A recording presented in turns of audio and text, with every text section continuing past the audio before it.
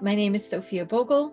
I've been restoring books for over 25 years, and I started my company Save Your Books so that anyone can learn archival book repair. The book I'm restoring today is the Hans Christian Andersen fairy tales book from the late 1800s, early 1900s.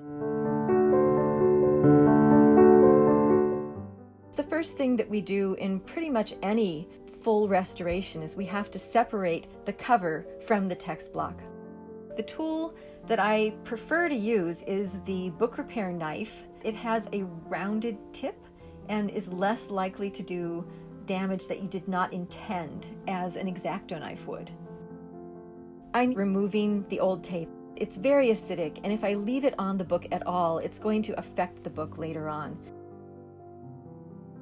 When you're removing some of the original material and you know you're going to be replacing it with something, it's good to mark where it was in relationship to the other materials. And so in this case, I've used a pencil and a piece of paper to mark where the original went. I'm using a 100 grit sanding block to clean the edges of these boards off. It makes a nice clean edge.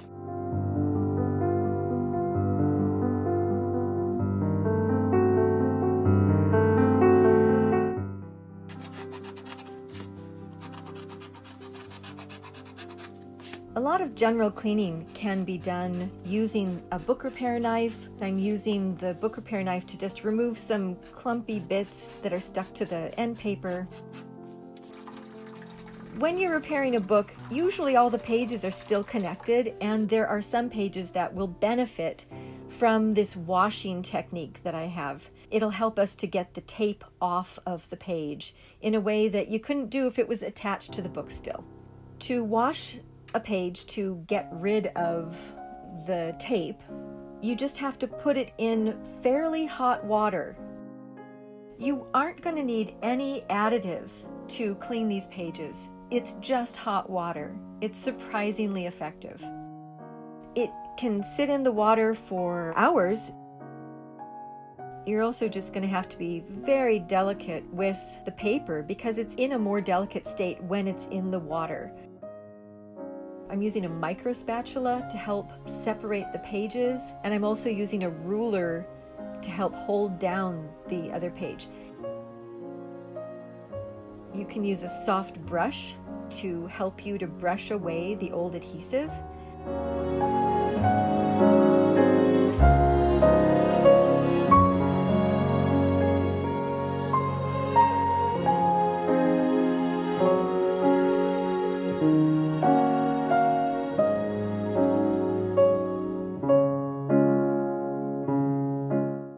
When you're touching up anything black on a cover, you're going to want to use an archival pen.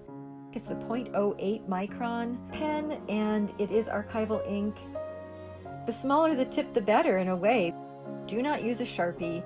Those will damage and discolor. While I was cleaning, I also noticed that some of the gilt stamping has been removed. When I'm using the word gilt, gilt refers to gold, so it's gold stamping on the cover. Some people would call it embossing.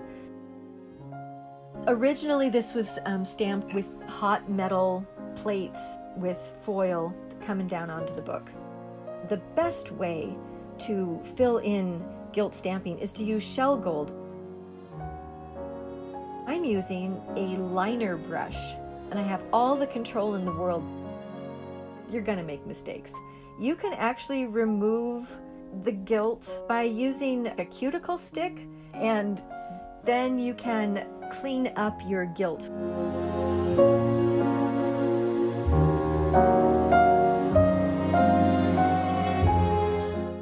If you want to match the color of your book and do touch up on the covers, it's not as hard as you might think.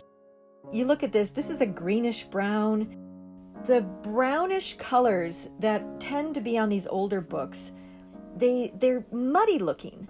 And the way to get to that muddy looking color is to go across the color wheel from the color you think it is and add that other color to make it more muddy looking.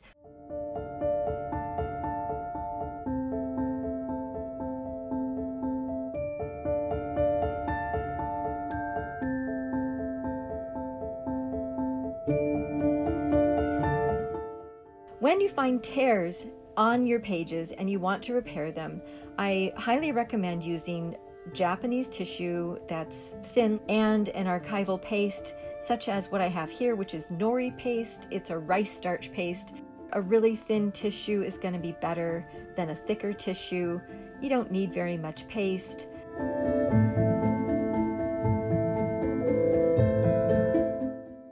You get everything ready. You've got your book in the cover, right side up. You're going to be gluing all of those materials. You're going to glue that mull and that little hinge, and you're gluing that decorative end sheet back, and then you're going to close the cover.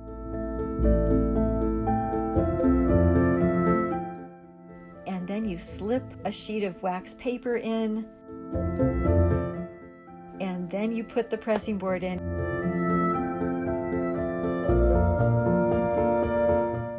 When I discovered that there were pages missing from this book, I found a version of the story that connected to where the book started with the pages missing.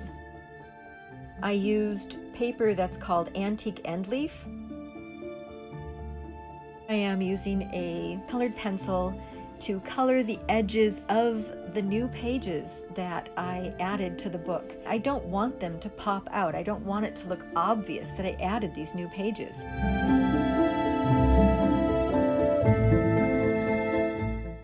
And that's it. That's our book.